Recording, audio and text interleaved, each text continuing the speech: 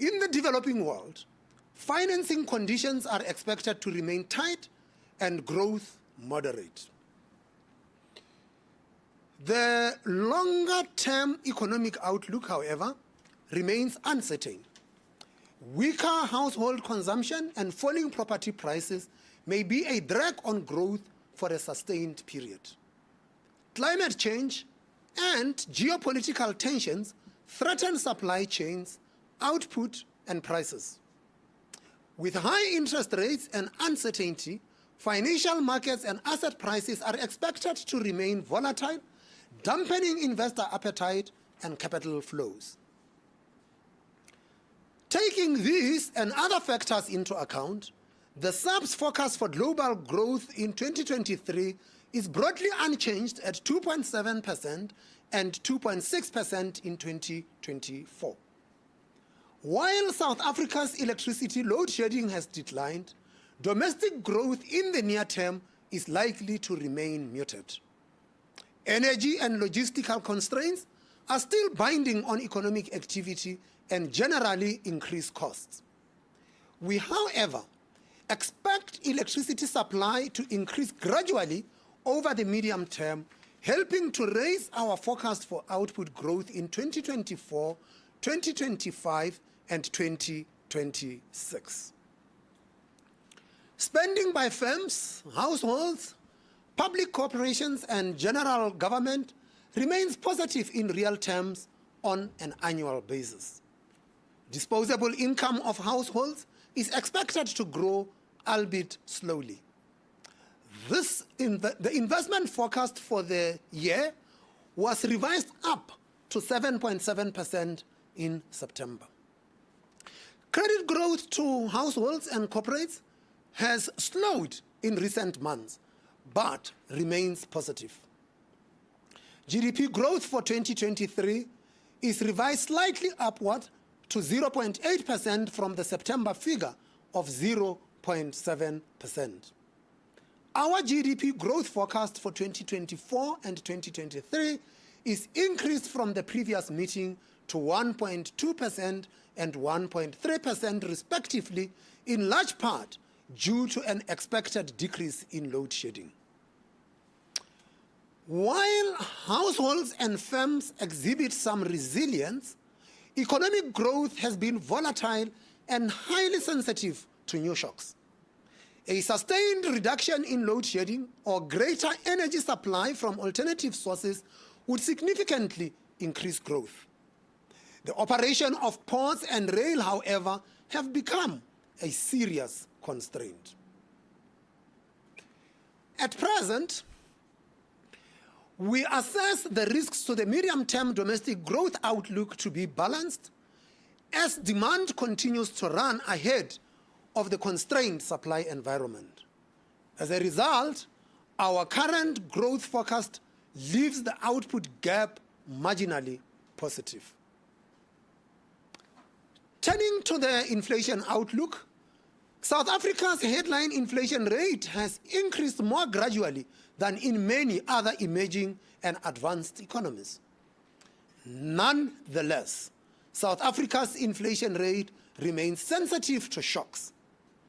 While volatile in recent weeks, oil prices have increased over the year and commodity export prices have moderated further. South Africa's external financing needs will increase as the current account deficit expands from a forecasted 1.3% of GDP this year to 2.6% of GDP in 2024 and to 3.5% of GDP in 2025. The smaller deficit this year is the result of significantly better than expected trade outcomes in the third quarter. The rand weakened over the past year, depreciating by about 9.5% against the US dollar.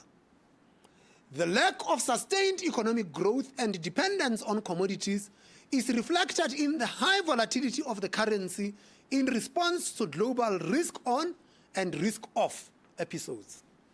The implied starting point for the rand forecast is 18 rands 76 cents to the US dollar compared to 18 rands 45 cents at the time of the previous meeting.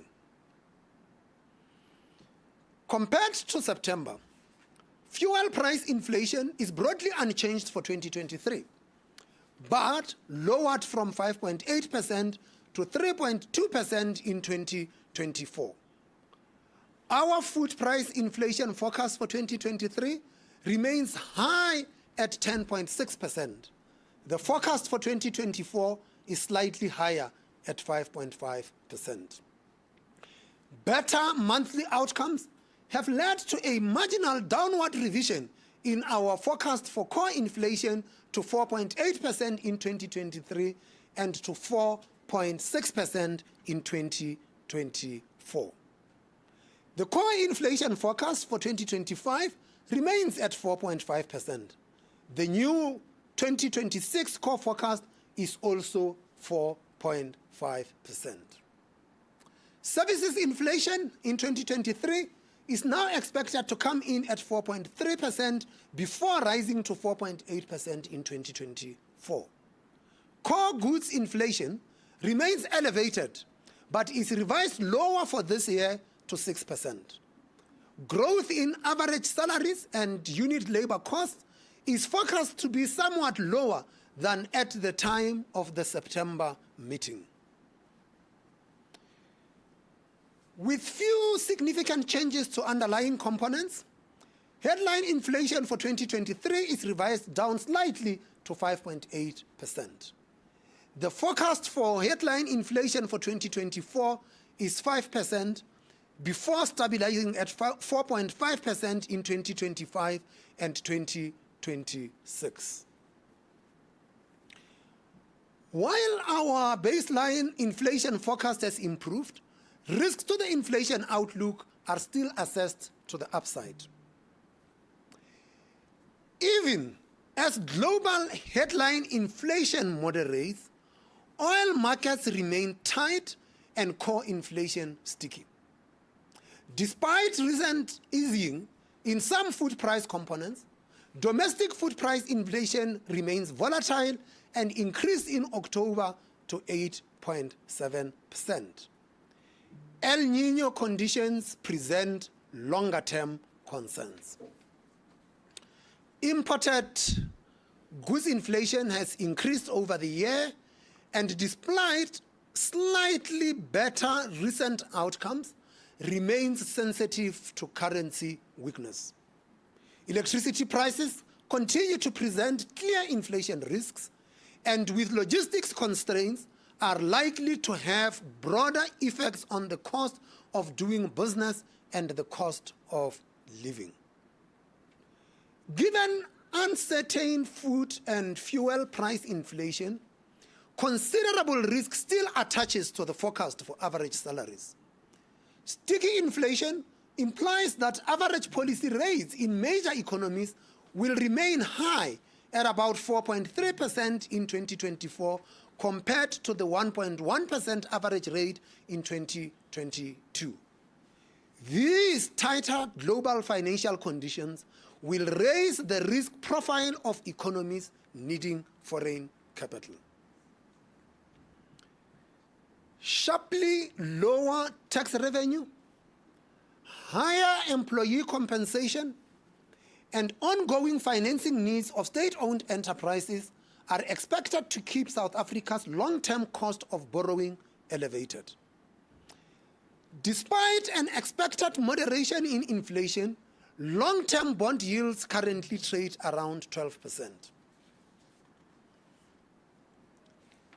Higher inflation has generally resulted in elevated inflation expectations across markets, businesses, and households. Market-based expectations for inflation in 2023 are currently at 5.8%, while near-term break-even rates have dipped to 4.3%. Medium and longer-term market expectations for inflation remain elevated. The September survey of the Bureau for Economic Research shows average inflation expectations lower at 6.1% for 2023.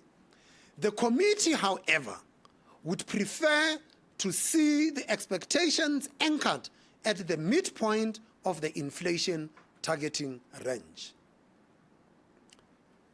Against this backdrop, the MPC decided to keep the repurchase rate at the current level of 8.25% per year. The decision was unanimous. At the current repurchase rate level, policy is restrictive, consistent with the inflation outlook and elevated inflation expectations. Serious upside risks to the inflation outlook remain. In light of these risks, the committee remains vigilant and stands ready to act should risks begin to materialize. Decisions will continue to be data dependent and sensitive to the balance of risks to the outlook.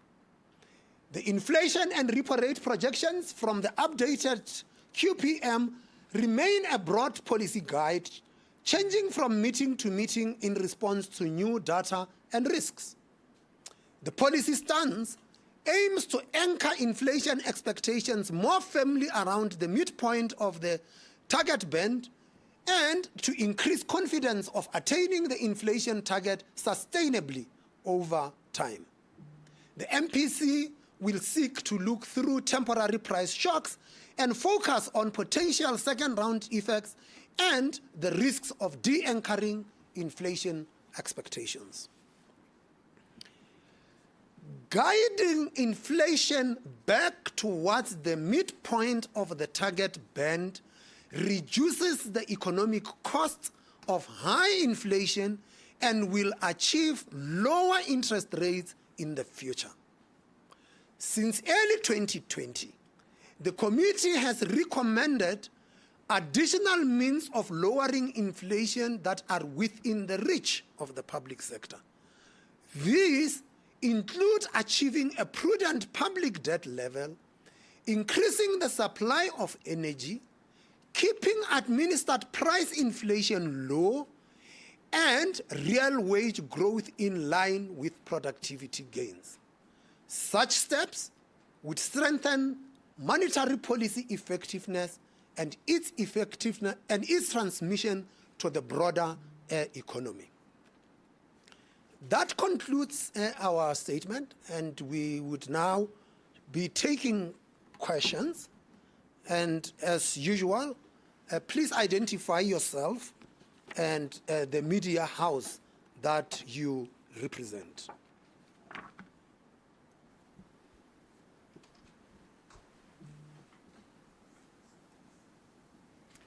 Afternoon, Governor and Deputy Governors. Tana Anders from Reuters. I have 4 questions. To start off, is the committee surprised by how quickly inflation ticked up in October?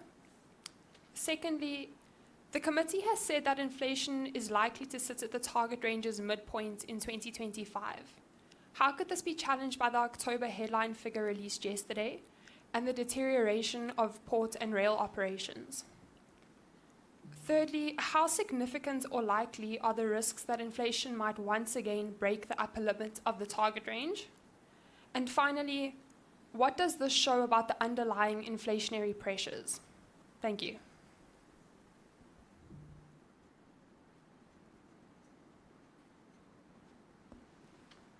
Did you say Tanya?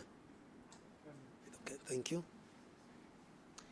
It's Dogozo Kumalo from Newsroom Africa. Just outside of the announcement, the story that South Africa is talking about is the whole issue around the RAND manipulation probe. Could the SARB give us their view on the ongoing or the probe that concluded last week by the Competition Commission? And will SARB institute its own investigation or prosecutions? One more. Good afternoon, Governor, and your panel. My name is Dando Tukwana from Bloomberg News. Governor, in the lead up to the Finance Minister's medium-term budget update, there were some fiscal concerns that were flagged and the potential impact it would have on borrowing costs. What's your response to the Minister's update earlier this month? And will the budget cuts that he announced alleviate some pressure on monetary policy?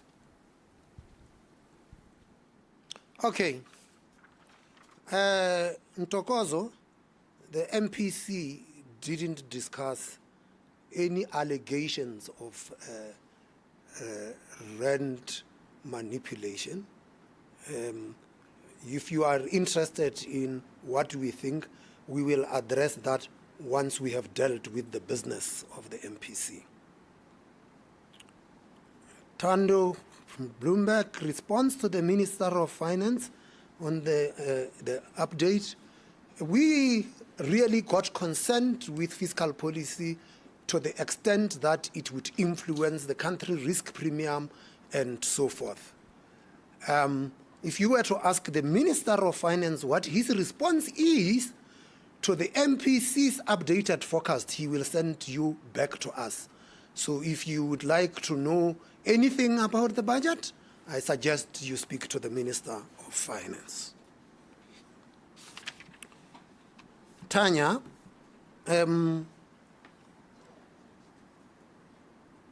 surprise of the inflation uptick. The uptick in inflation is unwelcome, but we had highlighted that there were risks to the inflation outlook and that they are on the upside. And we saw that occurring. But again, in the same manner that we were surprised by inflation going down to 4.7%, and we said we can't respond to that, we also can't be responding to an uptick in inflation. What is important for you to note is the trajectory of the forecast, that we are still expecting that inflation this year will come out at 5.8%, which is marginally lower than what we were thinking at the time of the previous meeting, even if it is by just 0.1%. The point here is that you cannot respond to monthly figures. You have got to respond to what you see within the policy horizon. We still assess, even after that figure, that the risks to the inflation outlook are to the upside. And should we think that these risks might materialize, we stand ready to recalibrate policy to make inflation down to the midpoint of the inflation target range. We do, however, believe that the current policy stance is in restrictive territory and is consistent with the inflation outlook that we are having, barring any of those risks materializing. Do we think that there are risks that it could breach the 6%? It is not in our baseline, but with risks to the upside. And inflation having climbed to 5.9, that risk, one can't say, but it might happen. And it might just be saying to us that the risks to the inflation outlook that we had identified are thus materializing. Just to put things into context, the 5.9 outcome was just 0.3% above what the Reserve Bank was expecting for that particular, for the month of October.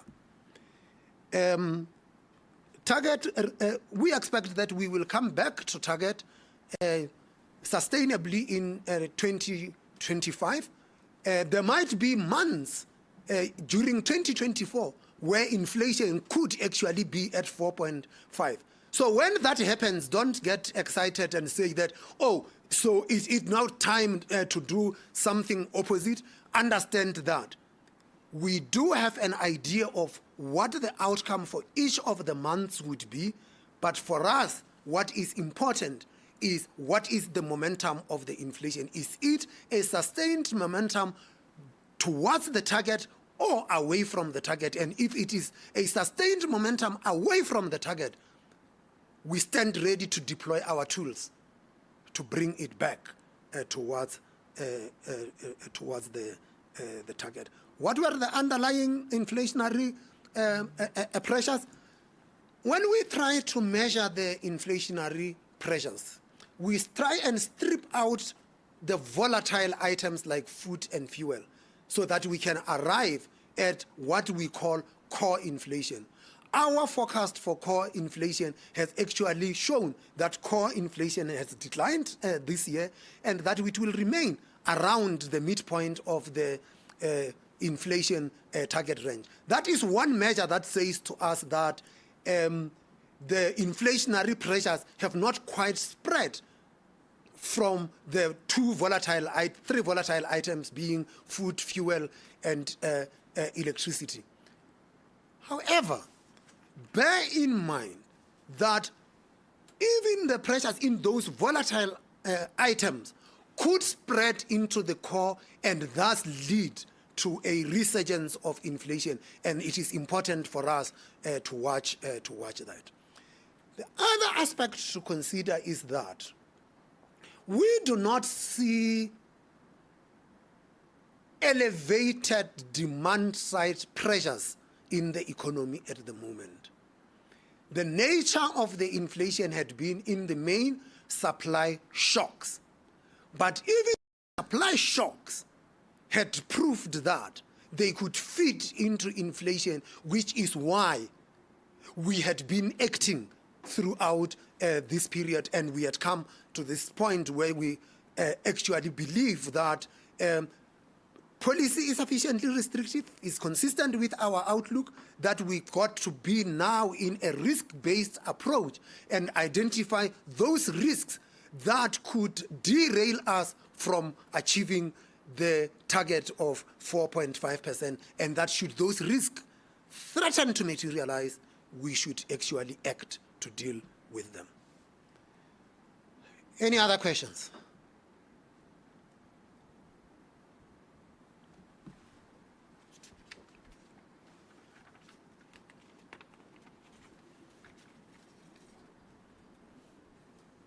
We will not make progress because everybody is saying after you.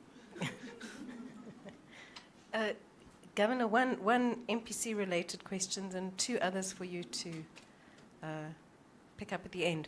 On the MPC, when you talk about sufficiently restrictive, I'm looking at, are you working on a neutral real rate, which, if I look a year ahead, looks at about 2.5%, looking 1 year ahead?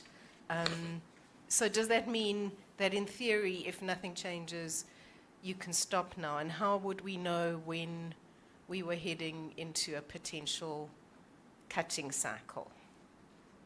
In other words, at what point does monetary policy become too restrictive, if you like? And the two non-MPC related ones, the first is, have you had any word on the resignation of Deputy Governor Naidu? Have you heard anything from the presidency? And the second, I don't want to ask about the bank's case, which is still up and running at the competition authorities and could be for a while, but I did notice from the Bank for International Settlements, from their figures, their latest figures, that trade in the rand, in the rand exchange rate globally, has declined quite a bit over the past years. And I wondered if this is a concern for the SARB and what it reflects. Thank you. Kopanagumbi from Reuters. Two quick questions. My first is this still just a pause, or can we consider this to be the end of the hiking cycle? And then secondly, the rate path forecast looks like there could be cuts in the early part of 2024. Is that still possible, likely, or as some economists have predicted, could we see rates being cut only towards the second half of 2024? Oh, third question, sorry. Third question, what do long-term bond yields, you say although there is a moderation in inflation, you see it, but bond yields remain quite high. What does that tell you about the health of the economy and how you navigate monetary policy going forward? Thanks.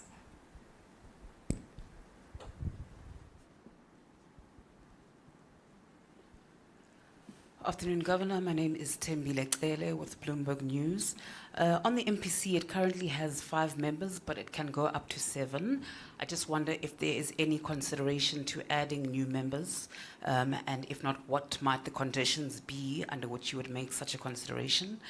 And then on Deputy Governor Kasim's favorite topic of Chief Ekra, are you able to confirm what National Treasury has said, that it is in talks or consultation with yourselves about a potential withdrawal?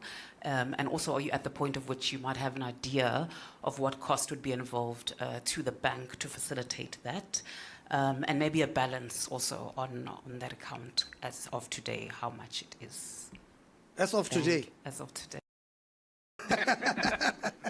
Thank you. Is that it? Okay.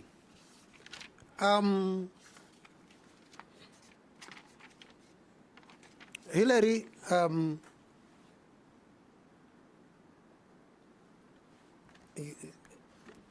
monetary policy restrictiveness nature, I'd say to you that it's restrictive as it stands now. There are things that might change that might make it look non-restrictive or less restrictive. Bear in mind, in calculating neutral real rate, we take account of foreign neutral rates and we take account of the country risk premium. If those move higher, those two move higher, it means South Africa's neutral rate, real rate is higher. That would mean, like we are having now at 8.25, that you are no longer looking as restrictive as you were before that had moved, because the calculation of restrictiveness here will be the difference in the real policy rate and the real neutral rate. That is the one. There is another aspect. The other aspect that is used is that there are a number of people, even here at home, who will calculate what is called the financial conditions index. And the financial conditions index would then tell us whether it is considered that financing conditions are restrictive or are accommodative. That is another aspect. But these financial conditions indices are tricky. They are driven by all sorts of assumptions, but that is the one aspect that you look at.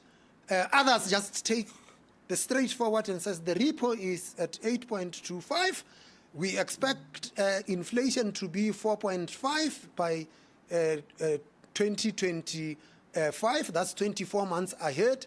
And at 4.5, 8.25, that suggests that monetary policy is restrictive to the extent that you have got real rates of 3.75. But that is just looking at us. There is the other aspect that you consider.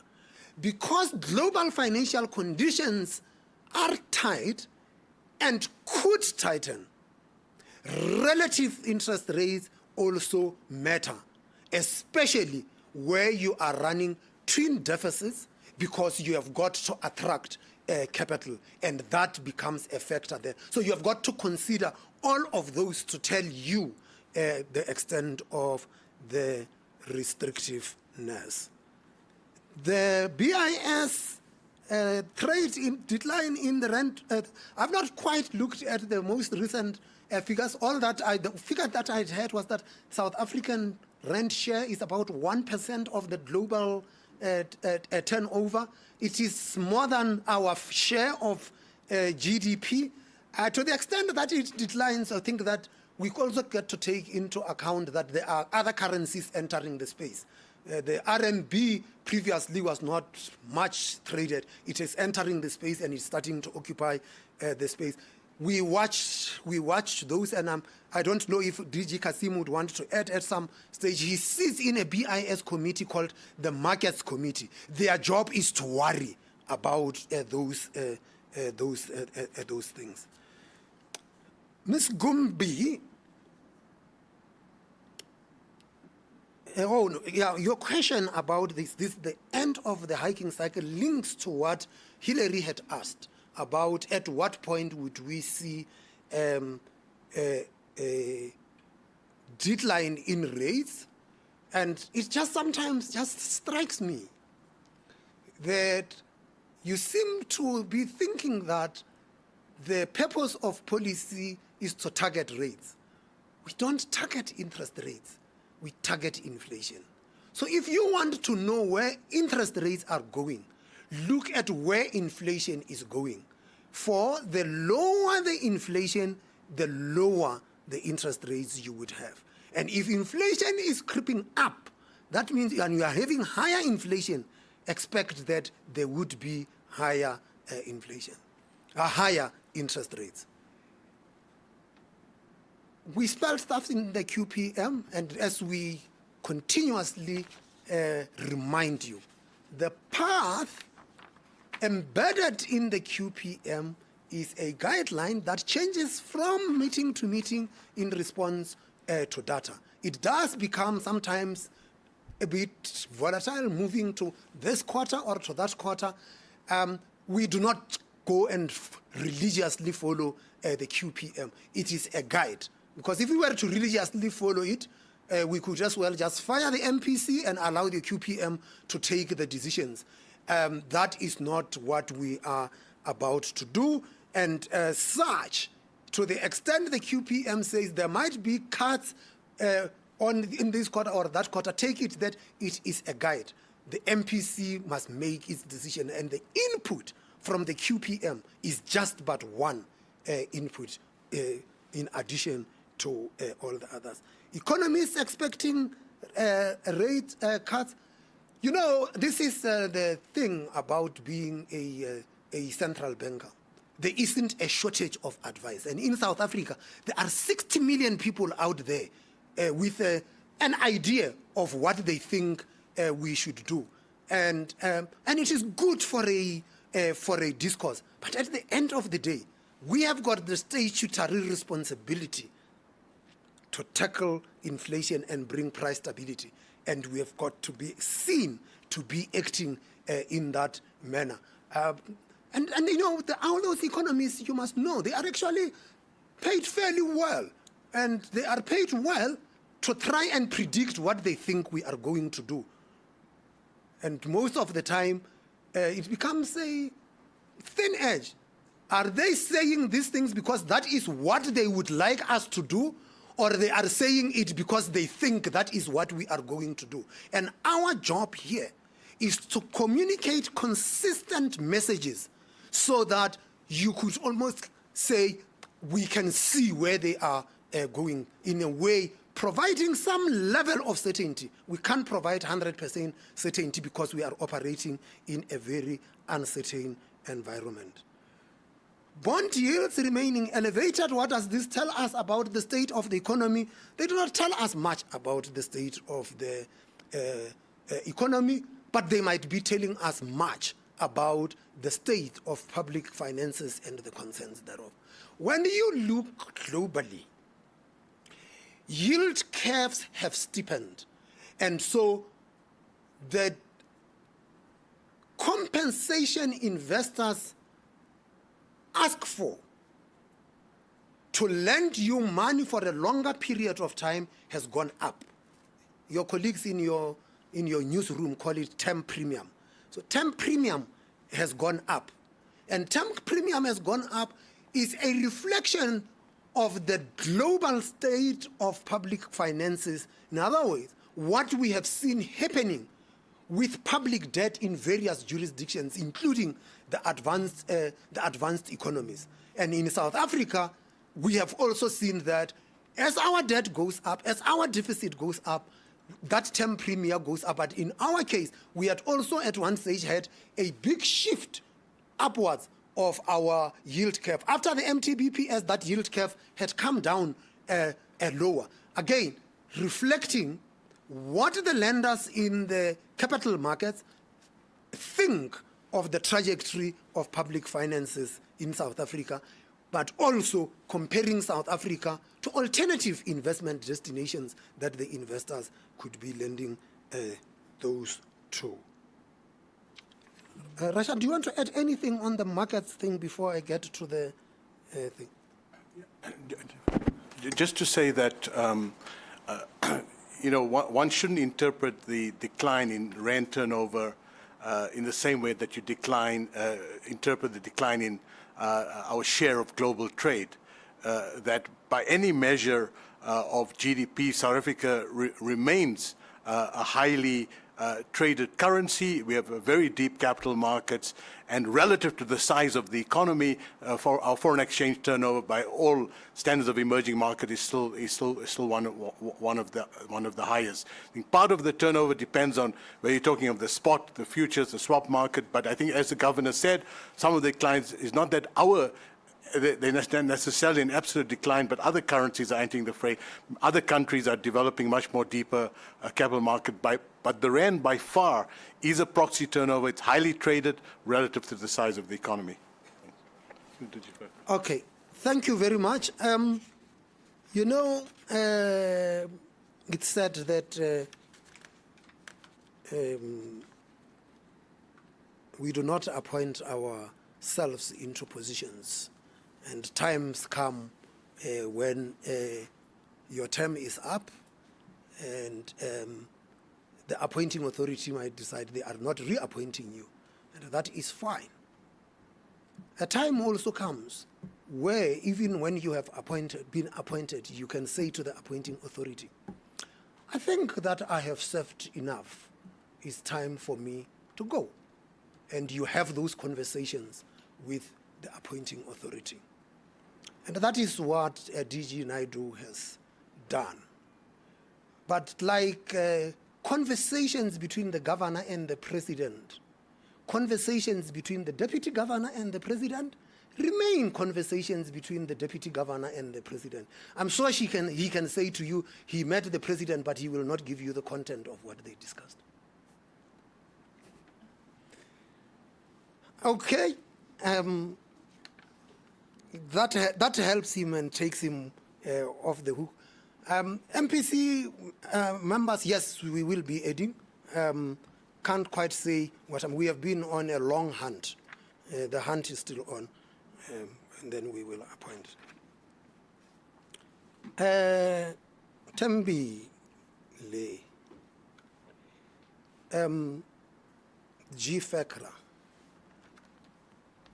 I just want to make sure that you do not all say that you leave from here and they say that the reason why the Treasury is not being paid this money is because it's that deputy governor. So let me see whether what I say is consistent with what you have heard him say before. GFECRA, the Gold and Foreign Exchange Contingency Reserve Account, is a consolidation of 3 accounts: the gold price adjustment account, the foreign exchange adjustment account, and the forward exchange contract account. Each one of those 3 accounts in any given year can make a loss or a profit. The gold price adjustment account will be a profit from the trading of gold. The forward exchange account is from forwards and swaps, and the foreign exchange one is from spot transactions. Those balances get swept into the GFECRA. But GFECRA profits or losses are unrealized because it is profits from the change in prices of assets. Let me put it this way. So you are from Bloomberg. So if I buy Bloomberg shares for $100 and the share price of Bloomberg moves to $150, I have made a very decent profit of $50. But that remains a paper profit. It's unrealized. The only way I can realize that profit is to go into the market and sell my Bloomberg shares.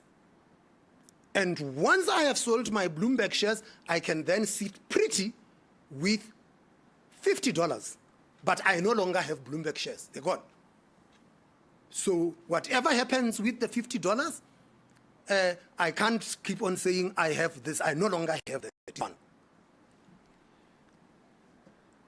The profits in GFECRA are unrealized. For you to realize them, you must sell the underlying assets. So, what are the assets there? Well, it's foreign exchange, and it's gold, and it might be some forwards and swaps that we had written. The only way to realize the profits is you either sell the gold, or you sell the forex, or you settle the swaps or forwards, or some combination of the three. And once you had done so, then you have the profit, and then you can start a discussion about what you do with the profit. The figure fluctuates, but for now, let's just work with the 500 billion because that's what everybody talks about. Let's work with the 500. If we are to realize that 500 billion and make it into a real profit, for now, let's just assume that the exchange rates that are there, we have got the dollar, the euro, all of them combined, and the pound and so forth. Just work on some figure, call it 20 rands. That basically means that at 20 rands to the pound or whatever, the dollar, whatever the thing is, it's 500 billion. $20. You have got to sell $25 billion of underlying assets. Our reserves are circa $60 billion. That means you have sold $25 billion of reserves, and you are now left with $35 billion of reserves. And somebody is going to say, they be able to settle their foreign currency denominated debt? Will they be able to pay for imports? If they experience a massive capital outflow, will they be able to meet their obligations? I don't think so. I am running for the hills, and you might then have bonds and from the foreign exchange and so forth. That is the one. That's what you have. The current situation, which is sit on it, it's zero.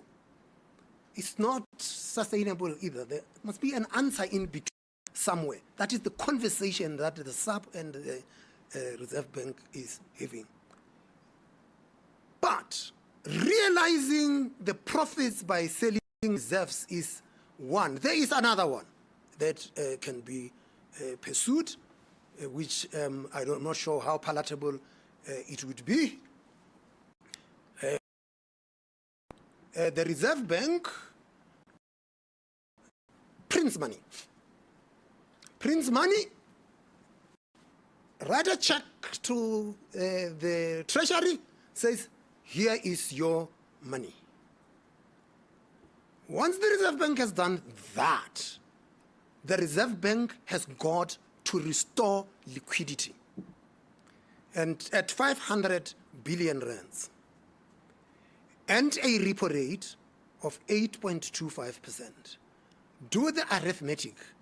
That is how much we would need permanently going forward to service the liquidity in the financial system. Our capital is around 20 billion rands. That means we are into negative equity right there. And so once that is done, what do? the Reserve Bank must be recapitalized. Who is going to recapitalize? The taxpayers. Who are the taxpayers represented by?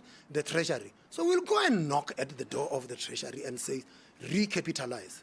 And the National Treasury will say, but on the queue, we have got social grants, we have got ESCOM, we have got Transnet, we have got this SOE, we have got this SOE. You chaps stand in the queue. Give us the thing. I don't think that the Reserve Bank would like to be in that position. So, the mechanisms that are going to have to be worked would necessarily have to entail having to deal with the capital position of the bank. We are engaged with the Treasury. We also have brought in international expertise to engage on these matters. The issue is not that simple. And the notion that there is some pot of gold hidden in the Reserve Bank, that all that is needed is to figure out how to get into that pot of gold and bingo, our problems are solved, is very, very simplistic. At worst, is actually very reckless in terms of policy. So that is Jifekra. But Mr. Jifekra, you're good. Okay. The current amount is 497. 497, give or take between friends, $3 billion. I mean, rands, 3 billion rands. Okay. You got that? Current amount, 497 billion. It changes. And there are months where this thing moves by 25, 50 billion rands at the time. And and because it depends on the prices of all of those underlying assets. It's not a very straightforward, simple matter. And Ntokozo.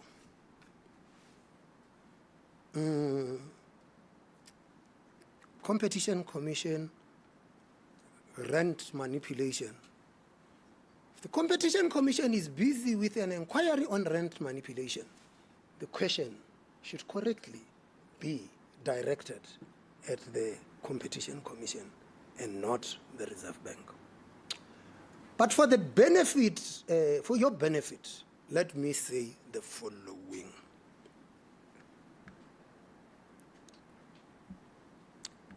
In 2001, South Africans believed that some chaps are sitting somewhere conspiring against us to weaken the rand. These chaps were conspiring somewhere to weaken the rand.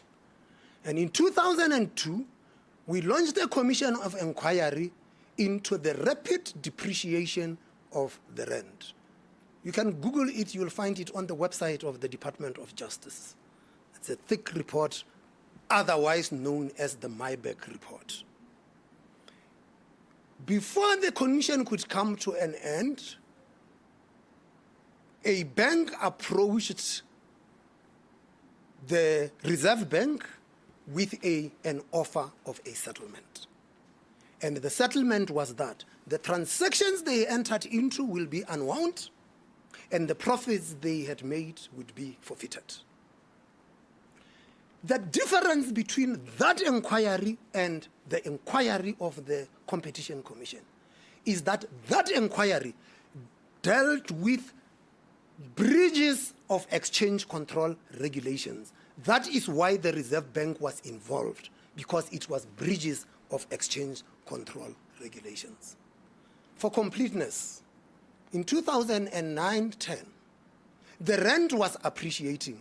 South Africans believed that somebody is conspiring against us to make the rand so strong and make the life of South African exporters a living hell. No commission of inquiry was called then.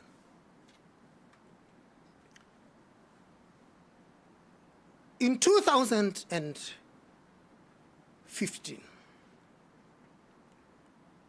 we picked up globally that there were reports of market abuse by institutions in various markets. For your benefit, if you remember, in the UK there was the LIBOR manipulation issue.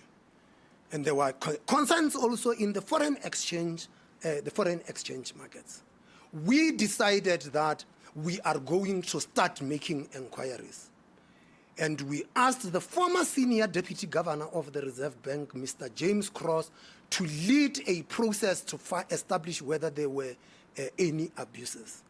That report is available on the South African Reserve Bank website. Amongst its key recommendations was that we must develop a code for the foreign exchange market in South Africa. As we were trying to develop that code, we established that the BIS was working on a global code. South Africa joined that process of developing the global code.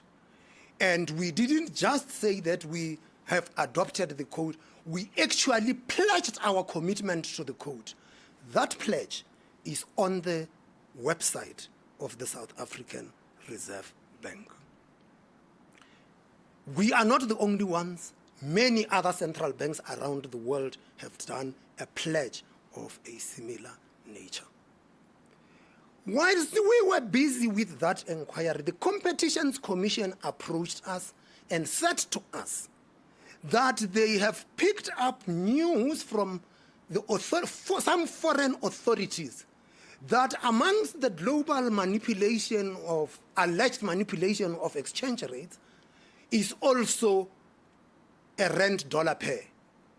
And based on that, they are embarking on a process of inquiry. They approached us and asked us for assistance because we are in the foreign exchange market. We spent hours and hours with them. We provided them with all the assistance they require. Should they require any further assistance from us, they will get it. But they are the competent authority to investigate any allegations of market abuse or market manipulation. They must be given the space to do their work and follow their processes, and we should not be burdening them with asking for running commentary. They are the competent authority on these matters. That's all I could assist you with. Beyond that, you are not going to get any other comment from the South African Reserve Bank. Governor Thembile Cele from Bloomberg again. I'm going to push my luck and please ask if you are willing to share the name or names of the international experts that you've roped in your discussion with National Treasury over GFECRA. Thank you. You will get them when we come out with a report. Thank you. Okay. Online. Thank you, Governor. We have 3 questions from online, 2 of which are related. The first 2 questions are from Siphelele Tluda at Business Report.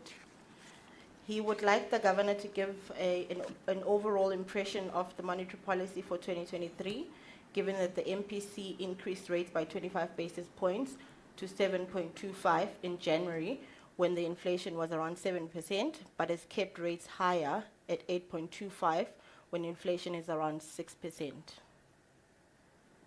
His second question, Governor, can the Governor also clarify the statement he made at the PSG Think Big series last month about interest rates not affecting the unemployed because no one borrowed them money? A number of critics said the Governor was ignoring the transmission mechanism of monetary policy. The last question, Governor, is from Atol Dlamini at Alliance News. This is your last scheduled MPC meeting for 2023. How would you sum up your efforts to bring down inflation this year and since November 2021? What does this mean for your inflation fight going forward? Thank you, Governor. Those are all the questions. Thank you very much. I think the first question is very much related to the second question. Understand that inflation peaked at 7.8% in July 2022. We started tackling inflation from November 2021. We saw that inflation was coming down at a pedestrian pace, remained outside our target for a protracted period of time. It eventually returned within target, declined towards the midpoint of the inflation target range, and we have seen now 3 months where the inflation ticked up from 4.7 to 4.8, from 4.8 to 5.4, from 5.4 to now 5.9. The inflation outcome for 2023 is we expect it to be 5.8. If it comes out at 5.8, it will be less than what we expected inflation to be at the beginning of the year. Rates were at a particular level in January, and inflation was at a particular level in January. Not very useful because you do not set interest rates to deal with yesterday's inflation, neither do you set interest rates to deal with today's inflation. You set interest rates to deal with future inflation. So the things that you have talked about are not comparable. Look at what the outlook is. That is what we deal with, okay? And that has dealt with the interest rates as well. And the PSG thing, you know, I have read a couple of the reports from your publication. Speak to my media team.